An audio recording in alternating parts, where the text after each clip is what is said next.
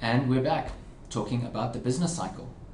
The business cycle simply recognizes that GDP over time doesn't grow consistently upwards. Sometimes it's negative, right? So there are a number of phases to the business cycle. First of all, while GDP is growing quickly, we are in an expansion phase until it reaches a peak. And after the peak, we start the recession phase, and we get to the bottom of the recession phase, we get to a trough, and we start an expansion phase again. So essentially the business cycle is just GDP growing quickly and then potentially growing negatively and then growing quickly again. So even though growth over time is positive, the trend is generally positive, or on average positive, it's quite a bumpy ride along the way. If we look at a less stylized diagram, we've got some GDP for the UK, I think. We can see that here the GDP is expanding.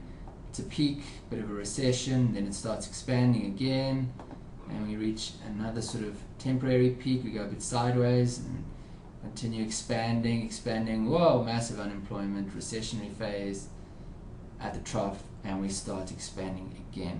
This diagram also has a red line here called potential GDP, and we'll talk more about that in a moment. For now, let's look at some South African data.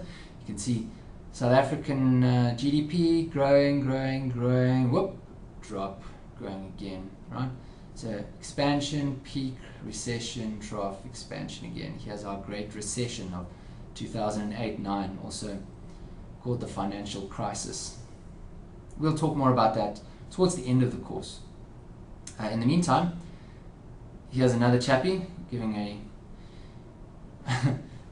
interesting, he's telling you about the business cycle. See what you think of his video. Great. The GDP gap is something that was shown on the diagram that we looked at a second ago. In other words, right? Here we had a GDP gap that was positive. Here we have a GDP gap that is negative, right?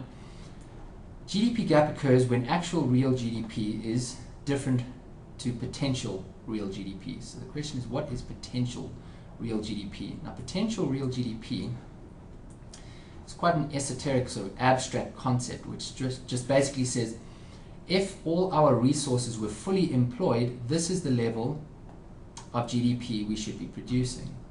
So when we go below potential GDP, it implies that we have got unemployed resources. Okay? And when we are above potential, it's saying that in fact we are overusing our resources there. This is not a sustainable sort of level. We're going to have to come back down to our sustainable potential GDP, where potential real GDP where things are fully employed.